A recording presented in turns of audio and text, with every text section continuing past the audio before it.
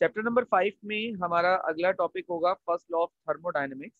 और first law of thermodynamics की जो स्टेटमेंट है वो एनर्जी की law of energy conservation of energy का जो स्टेटमेंट आपने पढ़ा होगा उससे ही मतलब ली गई है।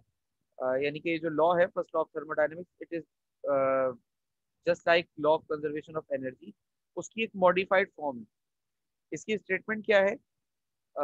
the total the total energy of a system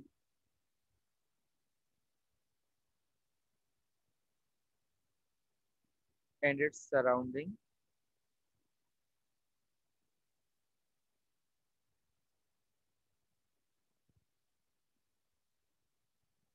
remains constant। किसी भी सिस्टम और उसकी सराउंडिंग की जो हमारे पास टोटल एनर्जी होती है वो हमेशा कांस्टेंट रहती है। अच्छा, आप लोगों ने इससे पहले law of conservation of energy पढ़ा था कि energy can neither be created nor be destroyed but it can be converted from one form to another. वही है कि एनर्जी यस क्रिएट और सर। डिस्ट्रॉय नहीं होती। तो जब एनर्जी क्रिएट और डिस्ट्रॉय नहीं होती तो जो टोटल एनर्जी है सिस्टम और सराउंडिंग की वो भी कभी चेंज नहीं होती, वो भी कांस्टेंट रहती है।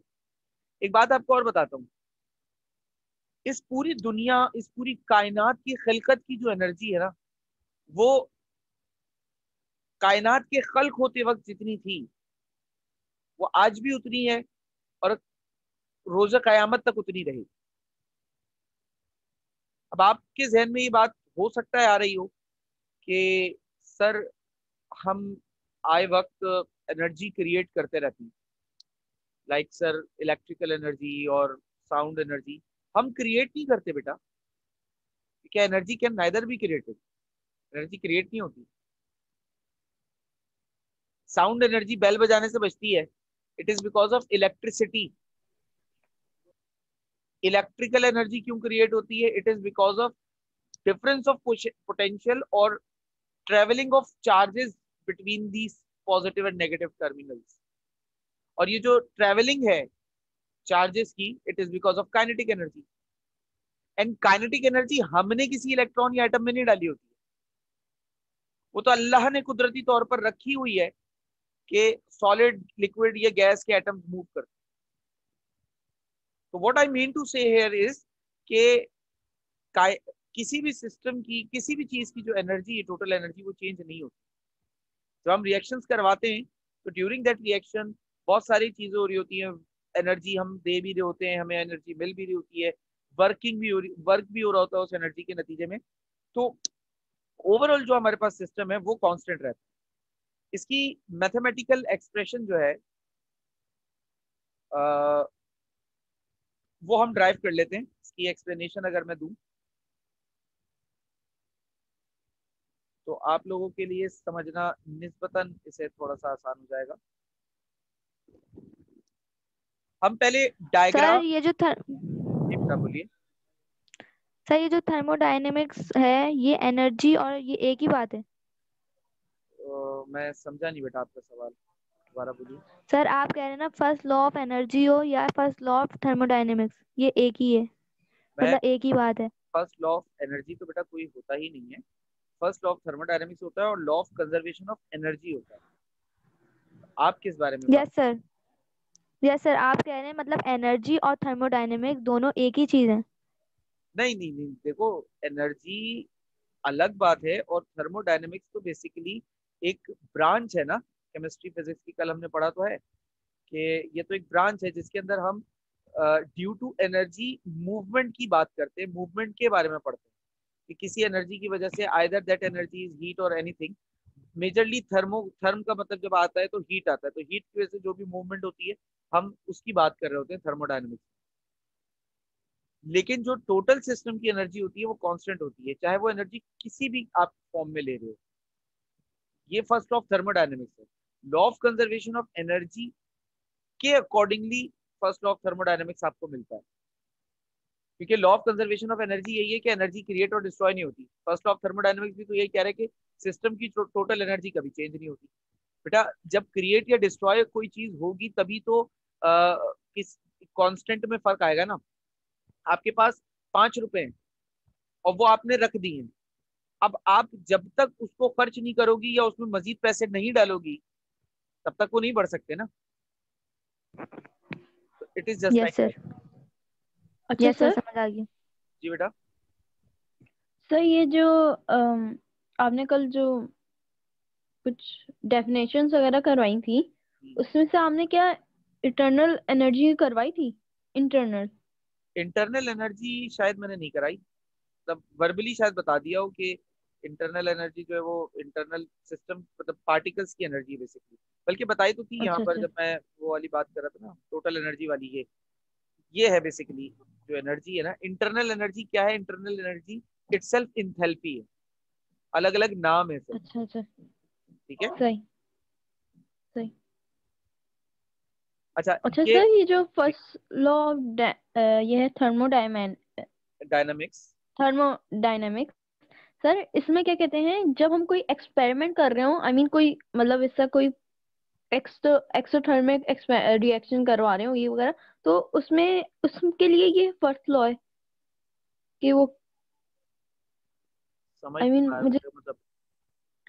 मतलब सर जैसे अब एक तो एनर्जी का वो है, वो तो पूरी उसके है ना, मतलब हर चीज के लिए ना ये सही। बात एनर्जी वाला ठीक लो। ठीक है ठीक सही है। है। तो थर्मोडायनेमिक्स जब हम रिएक्शन करवा रहे हैं तो उस रिएक्शन मतलब उस रूम, जिस रूम में करवा रहे हैं सही। उस रूम, उस वो लॉज पे करते हैं ना अप्लाई, देखो जो हम बेटे रिएक्शन वगैरह करवा रहे हैं। आप अपनी बाउंड्री को ना थोड़ा सा रिस्ट्रिक्ट कर रही हो। फर्स्ट लॉ ऑफ थर्मोडायनेमिक्स, जहां पर भी थर्मोडायनेमिक की बात आ रही है ना, थर्मोडायनेमिक दो लफ्ज हैं, थर्म और डायनेमिक। थर्म का मतलब है हीट, डायनेमिक का मतलब है मूवमेंट। जहां पर भी बात हीट से मूवमेंट या मूवमेंट से हीट की आ रही है ना, वहां पे first law of thermodynamics apply हो सकता सही है, ओके सर। है। ठीक है। अच्छा ये जो है वो फर्स्ट लॉ ऑफ थर्मोडायनेमिक्स की मैथमेटिकल एक्सप्रेशन है, delta E is equal to Q minus W. अब यहाँ पर क्यू क्या है? क्यू है heat absorb by the system. System ने जो है हीट एब्जॉर्ब की हो उसे क्यू कह रहे हैं। ठीक है। और डब्ल्यू क्या है? अच्छा हीट एब्जॉर्ब करने के नतीजे में वो सिस्टम वैसा तो रहेगा नहीं, वो सिस्टम यकीनी तौर पर कोई ना कोई वर्क करेगा बिकॉज उसने एनर्जी हासिल कर ली है। तो एनर्जी ही बेसिकली आपको वर्क करने पर जो है ना वो आमादा करेगी। ठीक है ना। Work done by the system and delta E. किसी बॉडी के अंदर अगर एनर्जी का इजाफा होता है बेटा तो वो लाजमी तौर पर वर्क करने की कोशिश करती है। वर्क होना या नहीं होना एक अलग बात है, वर्क करने की कोशिश जरूर करती है। ठीक है ना। तो ये इस तरह की बात है। और डेल्टा ई क्या है? Total internal energy of the system. अच्छा अब ये हमारे पास फॉर्मूला किस तरीके से आ रहा है इसको जरा सा देखिएगा। इसकी मैथमेटिकल एक्सप्रेशन मैं आप लोगों को एक्सप्लेनेशन दे देता हूँ और फिर इसकी ही हम जो है ना वो एक और फॉर्मूला ड्राइव करेंगे एक्सप्लेनेशन। यहाँ पर मैं एक फॉर्मूला बेसिकली ड्राइव करूंगा, delta is equal to Q minus P delta V. ठीक है। या हम ये फॉर्मूला भी एक्सप्लेनेशन में इसकी ड्राइव करेंगे, Q is equal to delta E plus P delta V. ये एक फॉर्मूला है और इस फॉर्मूला को मैं भी इस एक्सप्लेनेशन में ड्राइव कर लूंगा। जब डेरिवेशन होगी तो आपको समझ में आएगी मेरी बात कि मैं किस तरीके से यहाँ पर इसको ड्राइव करूंगा। अच्छा ये जो फॉर्मूला है Q is equal to delta E plus P delta V, ये फर्स्ट लॉ ऑफ थर्मोडायनेमिक्स का ही फॉर्मूला है लेकिन इसको थोड़ा सा मॉडिफाई कर रहा हूँ यहाँ। ठीक है ना। तो अब जरा सा इस चीज को समझने की कोशिश कीजिएगा। सबसे पहले क्या करना है, आपने इमेजिन करना है, इमेजिन सिस्टम। एक सिस्टम आप इमेजिन कर लीजिए whose इंटरनल एनर्जी, जिसकी इंटरनल एनर्जी जो है को अभी हमने ऊपर भी एक नाम दिया हुआ है, whose इंटरनल एनर्जी इज ई। उसकी इंटरनल एनर्जी क्या है? ई है। ठीक है। अच्छा इस सिस्टम में लेट अ क्वांटिटी ऑफ एक क्वांटिटी आपने हीट की दी ऑफ हीट।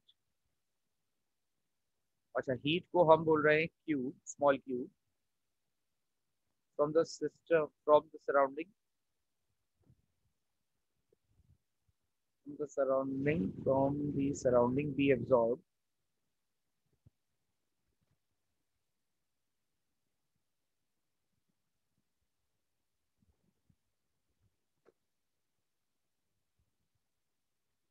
तो हीट उसने एब्जॉर्ब कर ली। अच्छा, अब ये जो हीट एब्जॉर्ब हुई है ये सिस्टम ने एब्जॉर्ब की है अपने अंदर, ठीक है। दो तरह की हीट्स हो सकती हैं बेटा, या तो सिस्टम बाहर सराउंडिंग में एनर्जी दे दे, हीट दे दे, या फिर वो सराउंडिंग से एनर्जी लेकर ले ले। तो अभी हम बात कर रहे हैं सराउंडिंग से उसकी एनर्जी ले लेने एंड डज सम वर्क, और फिर वो कुछ वर्किंग भी कर ले, जिसको हम कह रहे हैं डब्ल्यू ऑन दी सराउंडिंग। वो सराउंडिंग के ऊपर कुछ वर्किंग भी कर दे, और ये कोई बहुत मुश्किल बात नहीं है। Due to heat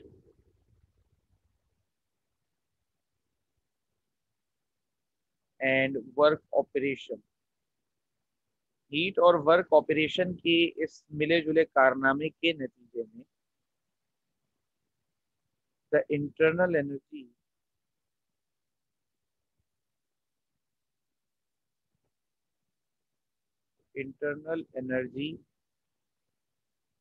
changes to delta E2। ठीक है, ये E1 है। अच्छा देखो, मुझे एक बात बताओ, मैं एक ऐसी कंसिडरेशन दे रहा हूँ अगली बात करने से पहले। देखो, अगर मेरे पास मिसाल के तौर पे एक सिलेंडर है, उस सिलेंडर के अंदर गैस है, ठीक है, एक गैस रखी हुई है, पिस्टन लगा हुआ है, ये गैस है इसके अंदर। मुझे एक बात बताओ, अगर इसकी एनर्जी, इंटरनल एनर्जी E1, ठीक है, और मैं इसको Q अमाउंट की हीट देता हूँ, जब मैं इसको बाहर से एक्सटर्नली हीट प्रोवाइड करूंगा, तो अल्टीमेटली अल्टीमेटली इस सिस्टम की जो इंटरनल एनर्जी है वो E1 से बढ़कर E2 हो जाएगी। क्या ख्याल है E2 हो जाएगी। Yes sir. और अगर मैं यस। अगर मैं आपसे बोलूं कि आप अ, इन दोनों इंटर मतलब एनर्जीज का जो चेंज है वो बताइए, यानी कि डेल्टा ई बता दीजिए, तो is it possible it is E to E2 minus C1। Yes sir. ऐसा ही यस होगा ना। सर। चलिए, अब आ जाते हैं यहाँ पर वापस। अकॉर्डिंग टू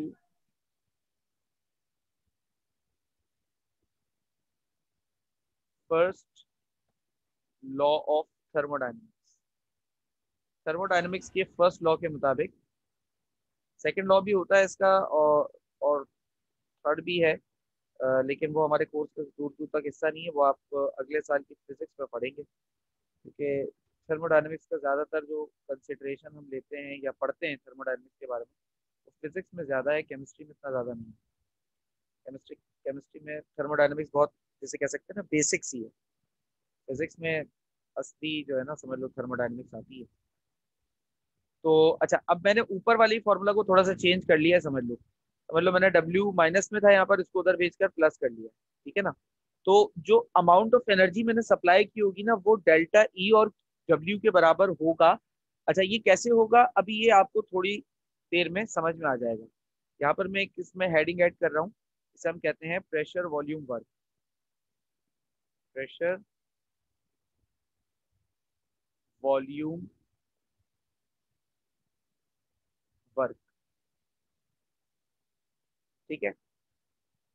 यानी कि मैं बेसिकली यहाँ पर W को बराबर प्रूफ करना चाह रहा हूँ P डेल्टा V। अब ये चीज आपको समझ में आएगी, इसके लिए मैं पहले तो कुछ कंसिडरेशन मुझे करनी पड़ेगी। तो ये मेरे पास एक चेम्बर है,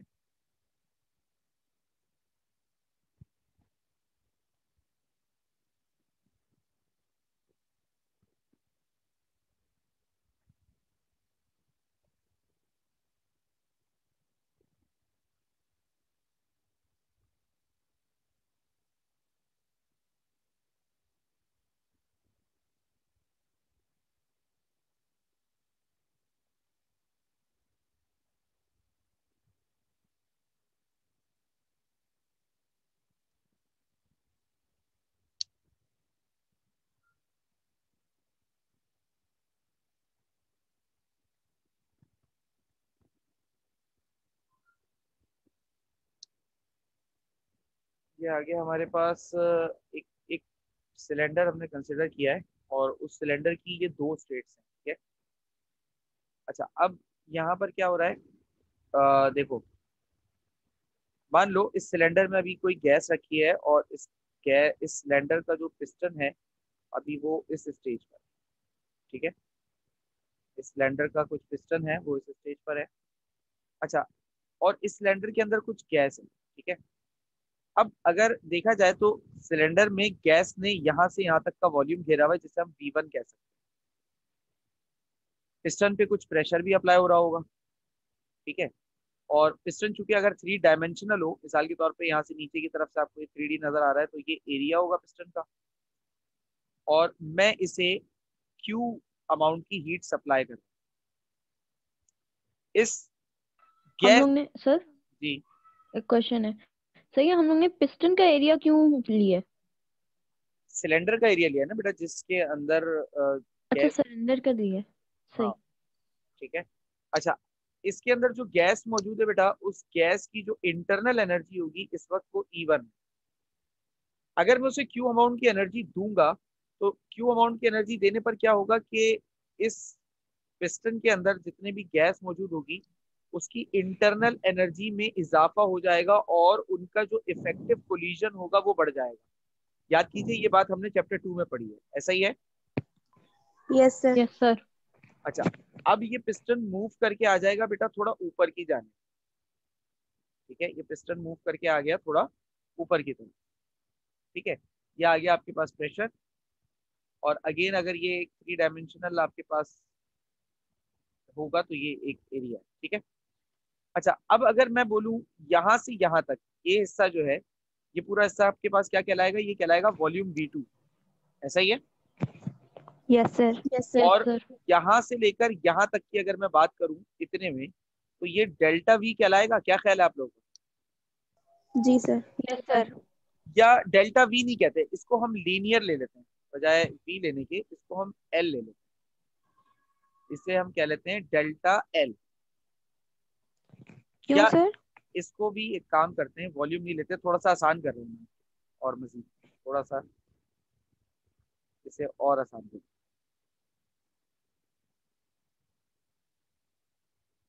ये हमारे पास जो है यहाँ से यहाँ तक ये होगी L1, लेंथ 1। और यहाँ से यहाँ तक अगर हम देखें तो ये हो जाएगी L2। तो ये क्या होगा, चेंज इन लेंथ होगा, यस सर। ठीक है। Yes sir. अच्छा, अब मैं दोबारा से यहाँ पे कंसिडरेशन बना रहा हूँ, जरा सा ध्यान से देखिएगा। डायग्राम तो समझ में आ गई ना, क्योंकि मैं अब लफ्जों में डायग्राम को ही उतारूंगा मैं। डायग्राम समझ में आ गई सबको? Yes sir. Yes sir. Sir. अब देखिएगा, consider a cylinder of gas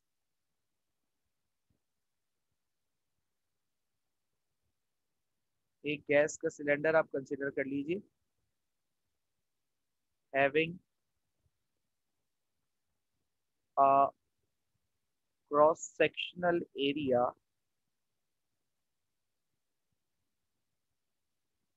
अच्छा, एरिया को अमूमी तौर पे क्रॉस सेक्शनल एरिया पूरा इस तरीके से बुलाया जाता है। तो अभी मैंने वो पूरा लिखा है, ए फिटेड विद इसके अंदर फिट हुआ हुआ है एक piston, frictionless frictionless and weightless piston.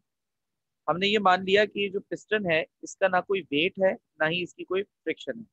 अच्छा, ये एक आइडियल कंडीशन है, याद रखिएगा। हकीकत में आपको पता है कि ऐसा नामुमकिन है, पिस्टन का कुछ ना कुछ वजन भी होगा और वो फ्रिक्शन लेस भी नहीं हो सकता। लेकिन ये कंसिडरेशन है, क्योंकि जब डेरिवेशन करते हैं तो आइडियल कंडीशन पर ही करते हैं ना। तो अब हम डायग्राम पर आते हैं। Let a quantity of heat, आपने क्या किया, आपने एक क्वांटिटी हीट की जो है वो इस पिस्टन को दी, मतलब इस गैस सिलेंडर को दी, जो कि है Q, ठीक है। फ्रॉम दी सराउंडिंग, आपने इसको दी फ्रॉम दी सराउंडिंग, आपने सराउंडिंग से उठाकर इसको दी। be absorbed by the system, system ने वो एनर्जी एब्जॉर्ब की एट कांस्टेंट प्रेशर। अच्छा, प्रेशर यहाँ पर रहेगा कांस्टेंट, आप यहाँ पर ध्यान दीजिएगा, मैंने प्रेशर को चेंज नहीं किया है और प्रेशर चेंज करना भी नहीं गलती से, ठीक है।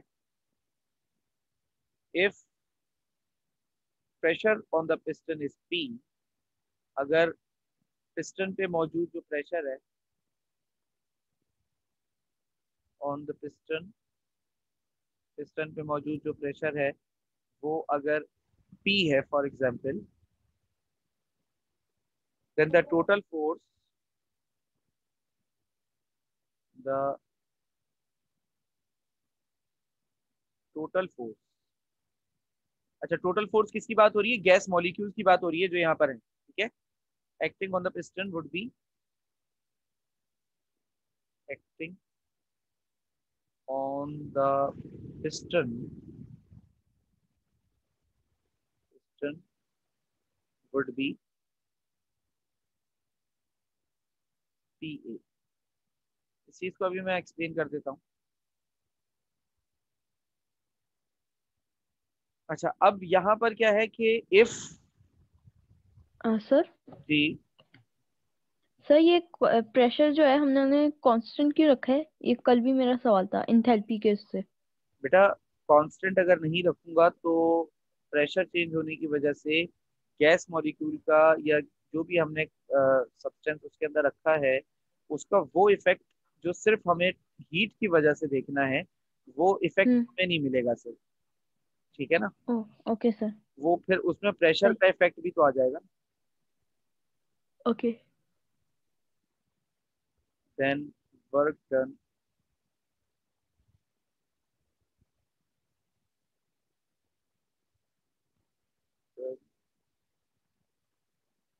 W is give as। अच्छा, अब सारी बातें हो गई।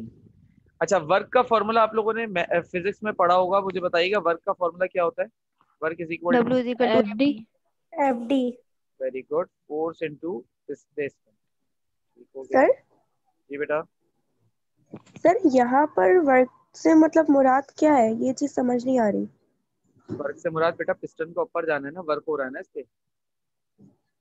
तो इसको हम वर्क वो कंसीडर कर रहे हैं। बिल्कुल बेटा, कोई चीज अगर मूव करे विद ड्यू टू फोर्स वो उस पे वर्क होता है। तो यहाँ पर ये पिस्टन अगर हाँ ये ऊपर की तो तरफ है। मूव कर रहा है तो इट इज इस पिस्टन पे वर्क हो रहा है, सही है। ठीक है।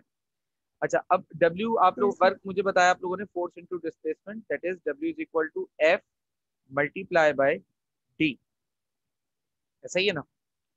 अच्छा, अब ठीक है। W is equal to F जो है, इस F को रिप्लेस कर रहा हूं मैं PA से, क्यों? Because as we know P is equal to force upon area, so force will be equal to pressure multiplied by area, सही है भाई। Yes sir. Yes sir. And D, what is D here, displacement क्या है इधर, तो मुझे बताएगा diagram में। डिस्प्लेसमेंट सर डेल्टा एल जो चेंज आ रहा है। Delta L. वेरी गुड, ये जो डेल्टा एल है, ये जो डेल्टा एल है दरअसल यही डिस्प्लेसमेंट है, यानी कि पिस्टन यहाँ से यहाँ मूव हो रहा है ना, तो ये जो डेल्टा एल यस का सर। फासला तय कर रहे हैं डिस्प्लेसमेंट है, तो that D is delta L, ठीक है। ये बात समझ में आ गई भाई। Yes yes sir. सर। अच्छा, यस अब sir. W is equal to P delta V आपका फाइनल आंसर है। सर ये तो समझ ही नहीं आया, कुछ हुआ कैसे, यस सर। ये है ना। तो क्या शुरू होते करा? ही खत्म कर दिया आपने। Yes sir. मैं क्या कर सकता हूँ बेटा, ये डेरिवेशन है ही इतनी छोटी सी, वो A multiply by delta area को मल्टीप्लाई कर दिया लेंथ से। V, area multiply by delta L is equal to delta V। अब ये तो कैसे हुआ, डेल्टा ए तो अरे सर सही। P A मल्टीप्लाई बाय कर दी, अच्छा ठीक है। सबर तो कर लो, मुझे तो बोलने दो। बचपन में पढ़ा था वॉल्यूम का फॉर्मूला क्या होता है, length multiply by breath multiply by height, ऐसे ही पढ़ा था। Height. Yes sir. Yes sir यही था। अच्छा, एरिया का फॉर्मूला बचपन में क्या पढ़ा था, L into L. Length into breadth. यही पढ़ा था। Yes sir. Yes जरा sir. गौर करो, वॉल्यूम के फॉर्मूला में बेटा 3 डायमेंशंस हैं, ठीक है। Yes sir. एरिया के फॉर्मूला में 2 टू। डायमेंशन। अगर मैं कभी भी चाहूँ एरिया को वॉल्यूम बनाने के लिए, तो मुझे क्या करना पड़ेगा, मुझे इस इन 2 डायमेंशंस को एक और डायमेंशन से मल्टीप्लाई करना पड़ेगा। क्या ख्याल है आप लोग? Yes Yes sir. sir. वही तो हुआ, ये 2 डायमेंशन। नहीं वो तो हुआ, लेकिन उसका मसला नहीं है, लेकिन ये L नहीं, ये डेल्टा L है ना, L थोड़ी ना है। एरिया को भी थोड़ा डेल्टा ए होना चाहिए था ना, मैं ये पूछ रही हूँ। बेटा एरिया हो नहीं सकता डेल्टा ए, क्योंकि एरिया चेंज नहीं हो रहा ना। पिस्टन तो एक ही है, ये कंडीशन 1 है और ये कंडीशन 2 है। तो सिलेंडर हम्म, तो एरिया, सिलेंडर तो एक ही है ना। तो सही। सिलेंडर जब एक है तो उसका एरिया तो चेंज नहीं हो सकता, ऑब्वियस सी बात है। तो मैं यहाँ पे अगर डेल्टा ए लिखूंगा तो वो तो टेक्निकली बहुत गलत होगा, हम्म, ठीक है ना। तो it is A, it is not delta A, सही। ठीक है। अच्छा, अब फिर सर डेल्टा वी क्यों लिख रहे हैं? बेटा ऑब्वियस सी बात है, चूंकि चेंज इन लेंथ हो रहा है, तो इस चेंज इन लेंथ की वजह से चेंज इन वॉल्यूम कंटिन्यूसली होता रहेगा। मुझे एक बात बताओ, इतने एरिया का जो वॉल्यूम है, क्या वो इतने एरिया का वॉल्यूम हो सकता है? No sir. क्या वो इतने एरिया का वॉल्यूम हो सकता है? नहीं सर। No sir. क्या वो इतने एरिया का वॉल्यूम हो सकता है? No sir. नहीं सर, सबका अलग अलग है। सबका वॉल्यूम अलग अलग होगा, समझ गया भाई? तो बेसिकली मैं आपको ये सर समझा रहा हूँ। Yes sir. जी बेटा सर बोलिए। सर ये जो आपने वो चीज की है ना, मतलब डेल्टा एल इंटू ए, वो हाँ, चीज नहीं समझ आई। डेल्टा एल इंटू ए, इसमें प्रॉब्लम क्या आ रही है बेटा? डेल्टा एल, नहीं मतलब वो, क्या प्रॉब्लम आ रही है? जल्दी बोलो बेटा। मतलब वो आप कह रहे हैं ना, थर्ड डायमेंशन एक और डायमेंशन से करा दूंगा, तो वो सही से घुसी ही नहीं दिमाग में। मतलब देखो, मैंने मल्टीप्लाई थोड़ी कराया, मैंने तो सिर्फ वैल्यूज पुट की हैं, फोर्स की वैल्यू लगाई, डिस्प्लेसमेंट की वैल्यू लगा दी। अब यहाँ पे 3 फैक्टर्स आ गए मेरे पास। इन 3 फैक्टर्स में से ये जो 2 फैक्टर हैं, ए और डेल्टा एल, इनको अगर मैं मल्टीप्लाई कर दूं तो वॉल्यूम बनता है। और वो कैसे बनता है ये मैंने तुम्हें समझा दिया है कि एरिया में 2 डायमेंशन होती हैं, ठीक है, और वॉल्यूम में 3 डायमेंशन होती हैं। तो अगर मुझे जिंदगी में कभी एरिया को वॉल्यूम में कन्वर्ट करना पड़ा, तो मैं उसमें सिर्फ एक डायमेंशन मल्टीप्लाई करूंगा, मेरे पास वो ऐड हो जाएगा। तो सर सर एरिया में आप तो ये बताएं ऑलरेडी कि है ना, एरिया में सर और इसमें अब हाँ मेरा दोबारा। भी एक। बेटा देखो, आप फिक्स नहीं करो ना कि ये एल है, आप इसको, इसीलिए मैंने क्या कहा, ये डायमेंशंस के हिसाब से देखो। मेरी बात को समझो, देखो ये एक 2 डायमेंशनल इमेज है, ऐसा ही है। Yes sir. इसकी एक डायमेंशन ये है और एक डायमेंशन ये है। If I want to make this picture और this substance a 3 dimensional one, then मैं क्या करूंगा, मैं इसके पीछे से, इसके बैक साइड से कुछ हिस्सा बाहर निकालूंगा, मोटा करूंगा इसको, ताकि इसके अंदर तीसरी डायमेंशन आए। सही है भाई? ये आ गई जी तीसरी सर। डायमेंशन। तो मैं ये कर रहा हूँ बेसिकली, एरिया में यस सर, जब वो हम, हमें लेंथ का समझ नहीं आया था कि वो आप लेंथ में ही दोबारा कर रहे हैं। नहीं नहीं, वो देखो लेंथ तो हमने सपोज किया हुआ है, it is it is a dimension here. यहाँ पर ये डायमेंशन के तौर डायमेंशन पर, के लिहाज से सोच रहे हैं।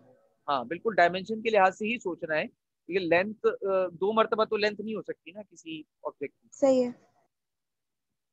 तो वो हमने सिंबलाइज किया था डेल्टा एल को, तो भाई लेंथ यहाँ पे चेंज हो रही है। अच्छा, जब हम सिलेंडर की बात करते हैं, सिलेंडर के एरिया में जो मतलब नीचे का जो हिस्सा होता है, उसमें एरिया ये बॉटम का होता है, सिर्फ ये बॉटम का होता है, समझ लो। जब हम लेंथ की बात सर करते हैं ये तो हम ऊपर की बताइएगा। तरफ भी जा रहे होते हैं, तो तीसरी डायमेंशन यहाँ पर आ गई ना, इस तरीके से।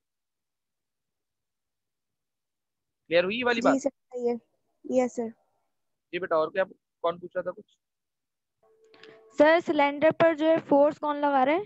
बेटा, वो जो हीट जो बेटा प्रोवाइड कर रहे हैं। हीट फोर्स, हीट तो एनर्जी है, वो फोर्स कैसे लगाएगी? सिलेंडर के अंदर जो यस गैस सर, यही रखी तो। है, उस गैस के एटम्स जो है ना, हीट होकर काइनेटिक एनर्जी बढ़ेगी, काइनेटिक एनर्जी की वजह से मूवमेंट बढ़ेगी, और उस मूवमेंट की वजह से अल्टीमेटली वो फोर्स एक्सर्ट करना शुरू हो जाएंगे पिस्टन पर।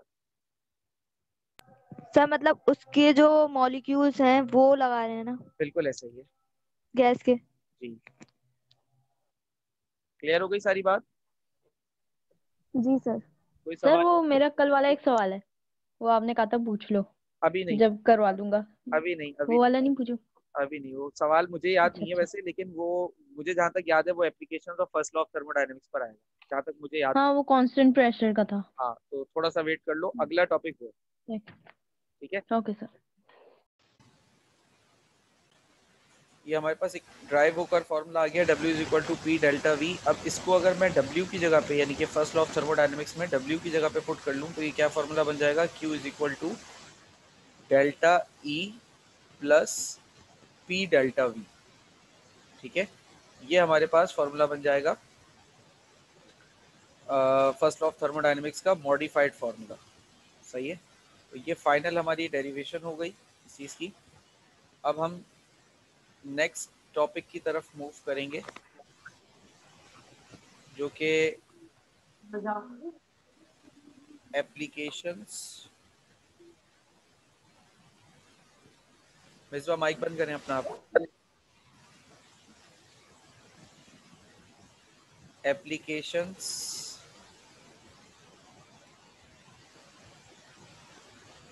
ऑफ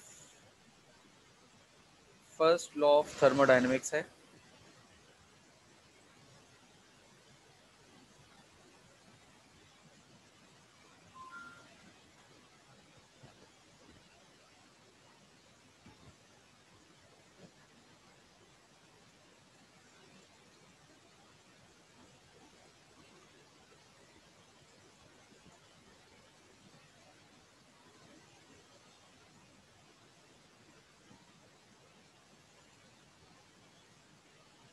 ठीक है भाई, application of first law of thermodynamics.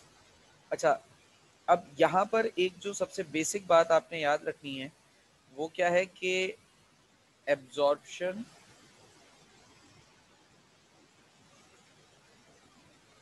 और इवोल्यूशन ऑफ हीट।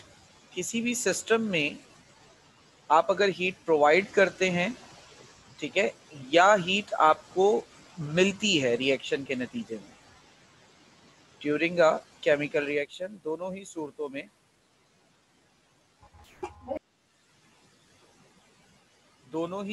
में मे टेक प्लेस। ये दोनों ही सूरतें जब भी होती हैं तो वो दो कंडीशंस पर हो सकती हैं, under one of the following condition. इनमें से कोई एक कंडीशन जो है वो अप्लाई हो सकती है इस बुनियाद में। एक, सर एब्जॉर्ब जी बोलिए। सर एब्जॉर्प्शन मतलब हीट लेना, और एवोल्यूशन मतलब हीट प्रोवाइड करना। हीट का बाहर आना। सर अभी आपने क्या बोला था वो, मतलब शुरू में कि हीट हम प्रोवाइड करते हैं और एक हीट मिलती है हमें। हाँ, तो एक रिएक्शन एक्सो और एंडो वाली बात है बेटा। रिएक्शन के करवाने के लिए अगर हम हीट देंगे तो एंडोथर्मिक यानी एब्जॉर्प्शन, और अगर रिएक्शन होते हुए हमें हीट मिलेगी तो एक्सोथर्मिक यानी evolution. Okay sir. Process at constant temperature, सबसे पहला प्रोसेस हम देख रहे हैं। Process at, sorry constant pressure देख लेते हैं। कांस्टेंट टेम्परेचर तो हो ही नहीं सकता क्योंकि हम हीट प्रोवाइड कर रहे हैं, सॉरी, कांस्टेंट प्रेशर। ठीक है भाई, तो कांस्टेंट प्रेशर पर ये किस तरीके से होता है, क्या फंक्शन होता है, क्या फंक्शनैलिटी है, इस सारी चीज़ को हम यहाँ पे डिस्कस करेंगे। और इसके लिए मुझे डायग्राम की ज़रूरत होगी। जी बेटा, तो मैं ये कह रहा था कि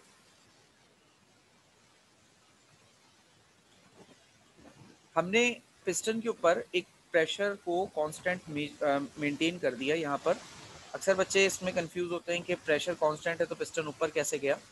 तो हमने फॉर एग्जांपल बाहर से हवा का प्रेशर है 1 एटमॉस्फेयर, हमने वो मेंटेन किया हुआ है। ठीक है, we are maintaining just that pressure. तो अब हम सिर्फ उस प्रेशर को मेंटेन कर रहे हैं। अच्छा, अब अंदर हीट प्रोवाइड करने पर क्या हुआ कि जो गैस के मॉलिक्यूल्स या एटम्स थे उनकी काइनेटिक एनर्जी बढ़ गई। अच्छा, इस काइनेटिक एनर्जी के बढ़ने की वजह से क्या होगा कि जो गैस के एटम्स या मॉलिक्यूल हैं वो बहुत ही ज़्यादा रैपिडली जो है वो कोलिजन करना शुरू हो जाएंगे इस पिस्टन के साथ, जिसकी वजह से इनकी जो फोर्स होगी वो बढ़ जाएगी, यानी कि गैस मॉलिक्यूल्स की फोर्स पिस्टन के साथ टकराने की वो बढ़ जाएगी और कोलिजन्स भी बढ़ जाएंगे क्योंकि एनर्जी हो गई ना। पहले कम एनर्जी थी तो वो स्लो कोलाइड कर रहे थे, अब ज़्यादा एनर्जी हो गई तो बहुत ज़्यादा नंबर ऑफ कोलिजन्स हो चुके हैं। इसकी वजह से क्या होगा कि इंटरनली प्रेशर बढ़ जाएगा। Internally pressure for example 1 atmosphere से 2 एटमॉस्फेयर हो गया, तो वो अब इंटरनल प्रेशर की वजह से वो पिस्टन को ऊपर की तरफ फोर्स करेगा।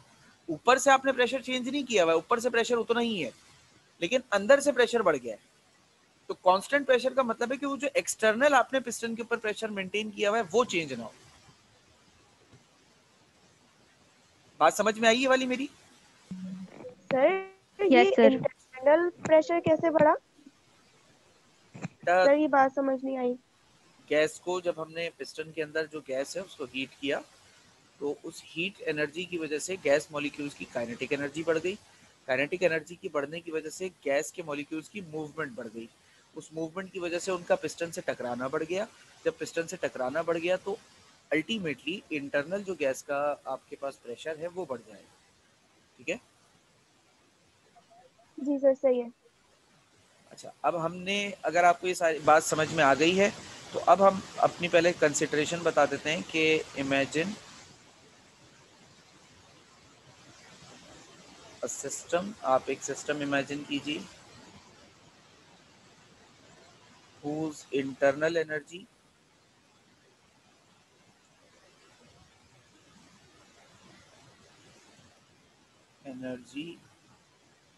is E1।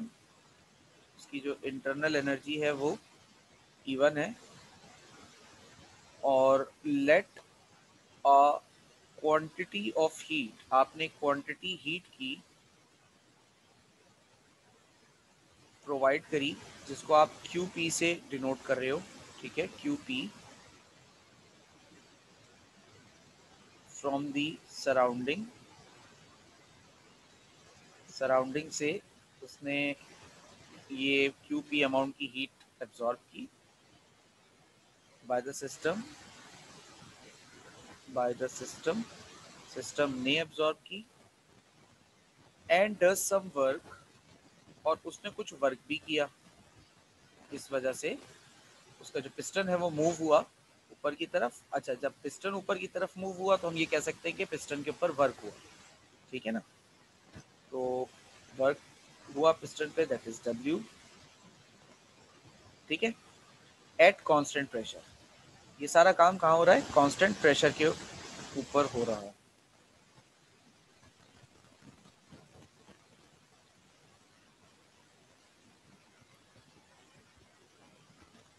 ठीक है बेटा, ये सारा काम कांस्टेंट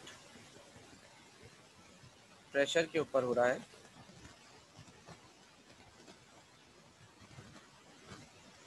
अच्छा, इस हीट एनर्जी की वजह से क्या हुआ? Due to heat, internal energy जो है सिस्टम की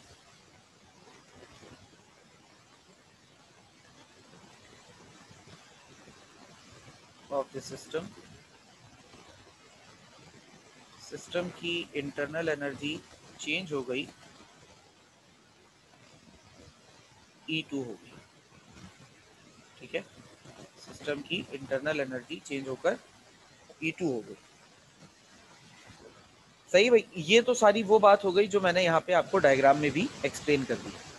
अब चूंकि फर्स्ट लॉ ऑफ थर्मोडायनेमिक्स की एप्लीकेशन है तो फर्स्ट लॉ ऑफ थर्मोडायनेमिक्स को ही कंसिडर करके हम आगे बढ़ेंगे। अब according to first law of thermodynamics, according to first law of thermodynamics,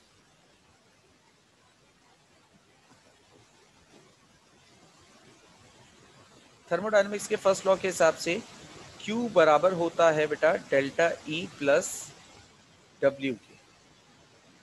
ठीक है ना? अच्छा, हम इस Q को, चूंकि हमने यहाँ पे QP हीट को सपोज किया हुआ है, तो हमने इसको QP में बदल दिया।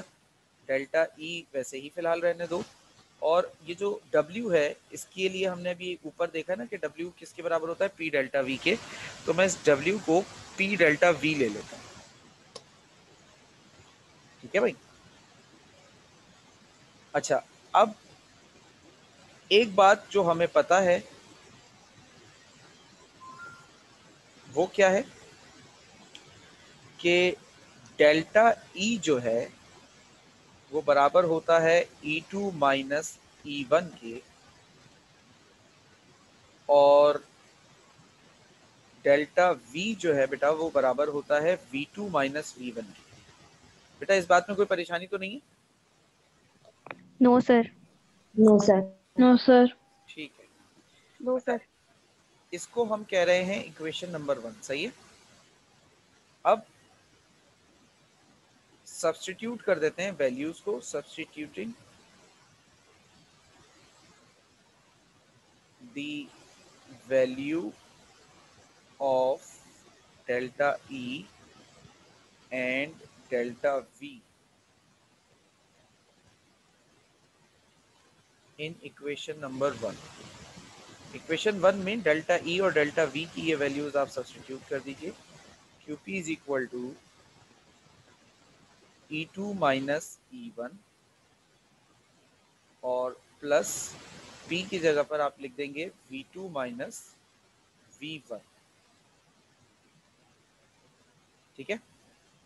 अच्छा, अब QP आपके पास किसके बराबर आ जाएगा, E2 माइनस E1। अच्छा, इसको सॉल्व कर लें, plus plus plus P multiply by V2 P2 PV2 हो जाएगा, प्लस माइनस माइनस, और P मल्टीप्लाई बाय ये V1 क्या हो जाएगा, PV1 हो जाएगा। अच्छा, अब मैं क्या कर रहा हूँ, मैं दोनों जो हमारे पास टू वाली वैल्यूज है उनको एक तरफ कर लेता हूँ, 1 वाली वैल्यूज को एक तरफ कर लेता हूँ।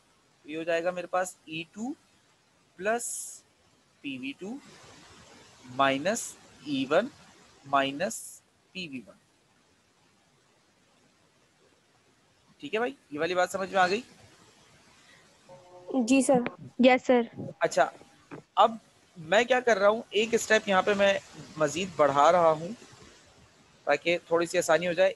ये दोनों टर्म्स के साथ माइनस है, तो मैंने माइनस को कॉमन निकाल लिया, तो ये दोनों प्लस हो जाएंगे ब्रैकेट के अंदर। बेटा इस वाली बात में कोई परेशानी, मैथमेटिकली ये आप लोगों ने किया हुआ होगा मैथमेटिक्स में मुख्तलिफ जगहों पर। जी सर। Yes sir. ठीक है, यस सर। चलो, तो ये हो गया आपके पास इक्वेशन नंबर 2। इसको इक्वेशन नंबर 2 कहकर यहीं छोड़ दी।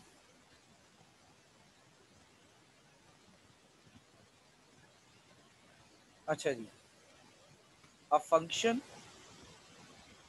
अब यहाँ पर मैं एक नया फंक्शन इंट्रोड्यूस करवा रहा हूँ आपको, फंक्शन इंथैल्पी।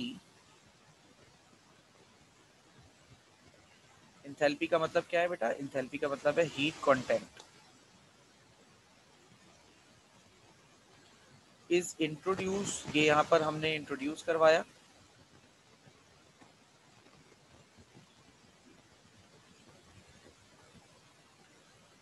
ताकि हम थर्मल चेंजेस जो हुए हैं उसको बता सकें। क्या मतलब है इस बात का कि थर्मल चेंजेस जो हुए हैं उसको बता सकें? देखो बेटा, जब हमने हीट प्रोवाइड की तो लाजमी सी बात है, हीट प्रोवाइड होने पर हमने देखा पिस्टन ऊपर मूव हुआ। ठीक है, अब पिस्टन का ऊपर मूव होना है क्या, एक चेंज है एक तरह का। ठीक है, अच्छा ये चेंज हो क्यों रहा है, तो जवाब होगा सर हीट की वजह से हो रहा है। तो हीट को हम क्या कहते हैं, थर्म ही कहते हैं ना। तो थर्मल चेंज ये चीज़ है। तो थर्मल चेंज के लफ्ज़ से कोई परेशान तो नहीं है? No sir. No sir. तो इंथैल्पी इज गिवन बाय, अब हम इंथैल्पी को किस तरीके से लिखते हैं, enthalpy is given by, enthalpy का फॉर्मूला होता है बेटा H is equal to E plus PV। ये होता है इंथैल्पी का फॉर्मूला। ठीक है ना। अब मैं यहाँ पर इसकी थोड़ी सी वजाहत दे देता हूँ डेरिवेशन में, ताकि आपको पता रहे कि आप कर क्या रहे। इंथैल्पी, वैसे तो मैंने ये समझाया था कल भी, लेकिन जस्ट एक रिमाइंडर के लिए, यानी कि डेल्टा यानी कि एच की बात हो रही है, ये क्या है, is the sum of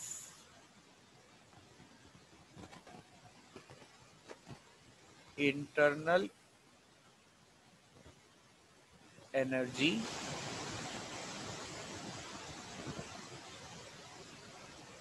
and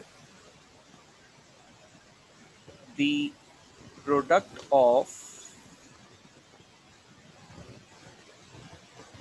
pressure and volume.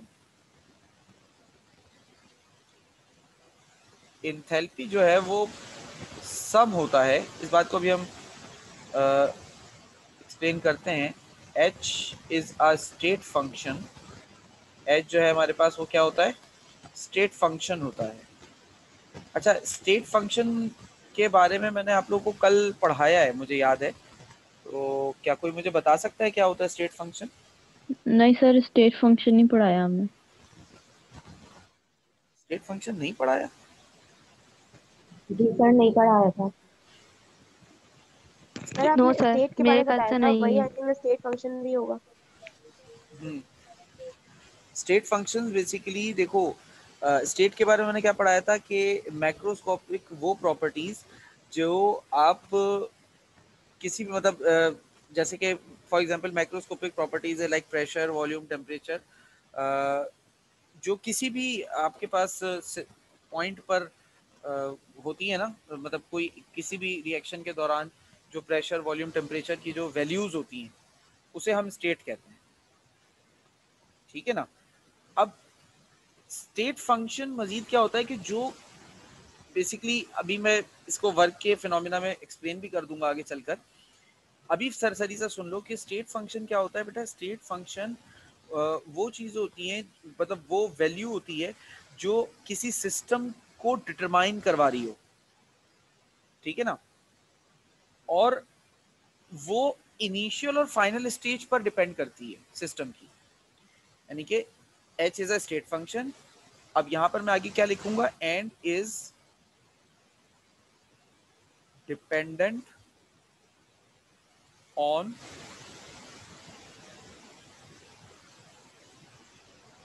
initial and final stages of the system। जो सिस्टम होता है उसकी इनिशियल और फाइनल स्टेज के ऊपर इसको इसकी डिपेंडेंस ली जाती है। थ्रू आउट द सिस्टम इसकी कैलकुलेशन नहीं हो रही होती है, यानी कि हर माइक्रो सेकेंड, हर नैनो सेकेंड पे आप कैलकुलेशन नहीं करते, थ्रू आउट दी आप प्रोसेस ले लेते हैं। तो अगर मैं आपसे कहूँ कि ये तो हमारे पास इंथैल्पी का फॉर्मूला है, for example at this condition, at this condition number 1, ठीक है, at this condition number 1 enthalpy क्या है, H1 is equal to E1 plus PV1, क्योंकि प्रेशर कांस्टेंट है, P1 मत लिख देना इसको, ठीक है। ये हमारे पास क्या हो गई, ये इनिशियल कंडीशन हो गई। बेटा ये वाली बात मेरी समझ में आई जो मैंने अभी किया काम? Yes sir. जी सर। ठीक है। अच्छा, अब जब मैंने इसको क्यू अमाउंट की हीट दी तो ऑब्वियस सी बात है कि इसकी मॉर्फोलॉजीज में, इसकी चीजों में चेंज आया, तो ऑटोमेटिकली इसकी इंथैल्पी में भी तो चेंज आया होगा ना। तो अब कंडीशन 2 पर जो इसकी इंथैल्पी हो जाएगी वो क्या हो जाएगी बेटा, H2 is equal to E2। अच्छा, P कांस्टेंट है, P को ऐसे ही रहने देना, V2 कर देना, तो ये क्या हो जाएगी आपके पास, ये हो जाएगी फाइनल कंडीशन या फाइनल इंथैल्पी, जो भी आप कहना चाहें इसको, सही है। अब यहाँ पर जो ये वैल्यूज आपके पास H1 की और H2 की आ गई है। अच्छा, इसको हमने इक्वेशन नंबर 2 में सब्स्टिट्यूट करना है। जरा गौर करो, देखो E1 प्लस PV1, ये देखो E1 प्लस PV1 और E2 plus PV2, E2 plus PV2, ये दोनों किसके बराबर आ रहे हैं बेटा, ये दोनों बराबर आ रहे हैं H1 और H2 के। तो हम यहाँ पे लिख देते हैं substituting the values in equation number 2। Equation number 2 में आप इन वैल्यूज को सब्स्टिट्यूट कर दीजिए। क्या आ रहा है हमारे पास, QP बराबर आ जाएगा H2 माइनस H1 के। देखो E2 plus PV2 yes sir. H2 हो जाएगा, माइनस वैसे ही आ जाएगा, और E1 प्लस PV1 H1 हो जाएगा। सर इसको हम डेल्टा एच लिख सकते हैं क्या, क्योंकि ये H2 माइनस H1 है। जी बेटा बिल्कुल, अगले स्टेप पे मैं यही करूंगा कि QP इज इक्वल टू इसे डेल्टा H कर दूंगा। ये हमारे पास फाइनल फॉर्मूला हो गया QP का। अच्छा, अब ये जो हमारे पास आई है वैल्यू, इसको मैंने ले लिया इक्वेशन नंबर 3। अब जरा गौर करो, इक्वेशन नंबर 3 ये रही और इक्वेशन नंबर 1 ये रही। दोनों साइड पे इक्वेशन नंबर 1 की एक साइड पर QP है और एक साइड इक्वेशन नंबर 3 में भी एक साइड पर QP है, तो दोनों को मैं कंपेयर कर लेता हूँ।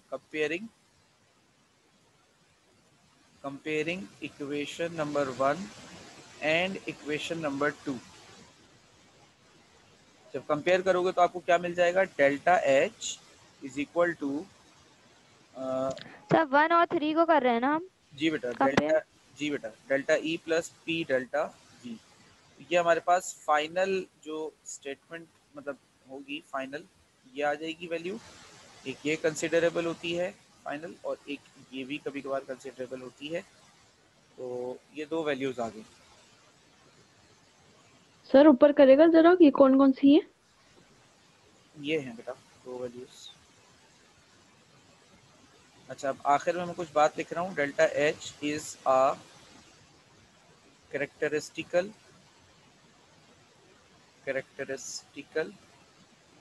प्रॉपर्टी। डेल्टा H जो है वो कैरेक्टरिस्टिकल प्रॉपर्टी होती है सिस्टम की, ऑफ अ सिस्टम। किसी सिस्टम की कैरेक्टरिस्टिकल प्रॉपर्टी होती है, और it depends only on the initial and final states. Initial और फाइनल स्टेट्स के ऊपर ये डिपेंड करती है ऑफ द सिस्टम। ठीक है भाई, ये इनिशियल और फाइनल सिस्टम स्टेट्स पर डिपेंड करती है, and is independent of the means by which systems are brought।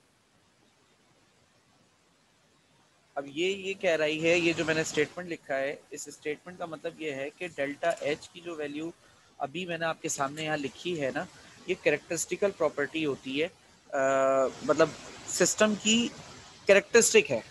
जैसे अगर मैं एक इंसान की बात करूं तो हम हमारी ढांचा है एक, उसके ऊपर एक मसल्स है, मांस है, और फिर एक खाल है।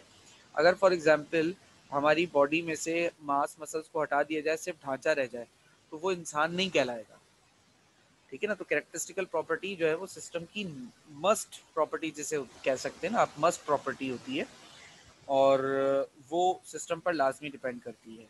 मतलब सिस्टम की इनिशियल और फाइनल स्टेज पर डिपेंड करती है। सिस्टम कहीं से भी 25 चेंजेस आए हों सिस्टम के अंदर, 200 चेंजेस आए हों, 2000 चेंजेस आए हों, लेकिन जब हम बात करेंगे डेल्टा H की ना, यानी कि चेंज की, तो वो सिर्फ इनिशियल और फाइनल देखा जाएगा। ठीक है।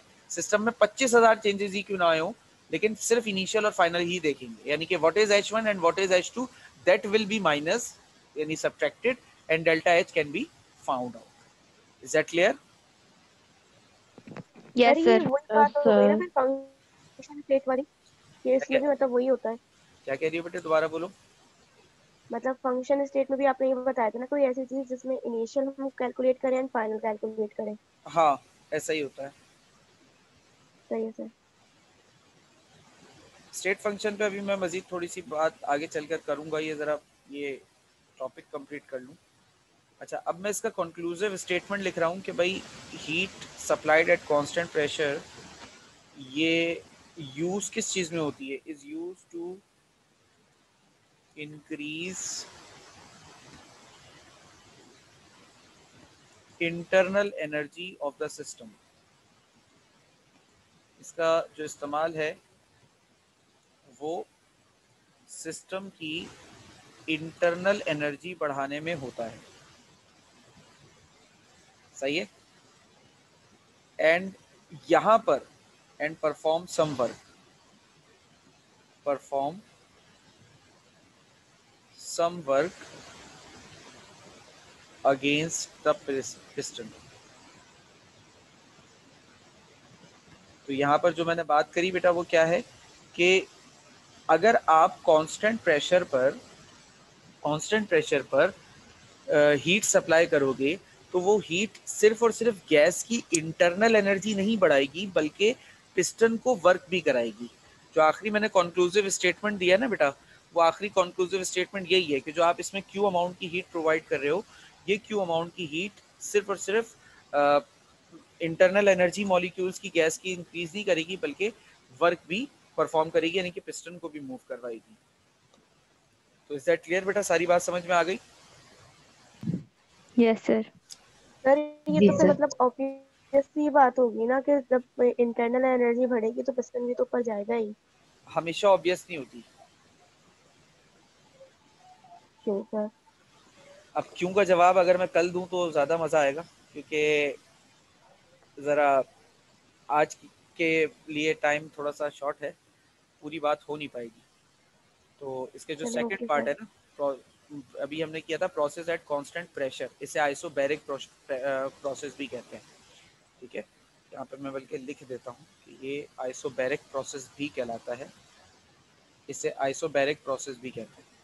ठीक है ना, ये हमने कांस्टेंट प्रेशर पे काम किया है। कल हम काम करेंगे कांस्टेंट वॉल्यूम पर, तो आपको बात समझ में आएगी वाली जो आपका क्वेश्चन है ना। सर पर कांस्टेंट वॉल्यूम तो हो ही नहीं, है ही नहीं, मतलब इसमें तो इसमें नहीं है V1 बेटा, और V2 की बात हो रही है। बेटा इसमें नहीं है ना, मैंने कहा कल बात करेंगे, ओके सर। आज तो हमने पढ़ा ही नहीं है ना। अच्छा, ये स्क्रीनशॉट्स आप लोग लेते हुए सर पर चलिए। एप्लीकेशन तो थर्मोडायनेमिक्स की है ना, जी जी, तो एप्लीकेशन थर्मोडायनेमिक्स में ही तो उसमें तो प्रेशर वो वॉल्यूम कांस्टेंट होता ही नहीं है, किसने कह दिया नहीं होता? मतलब है ही नहीं।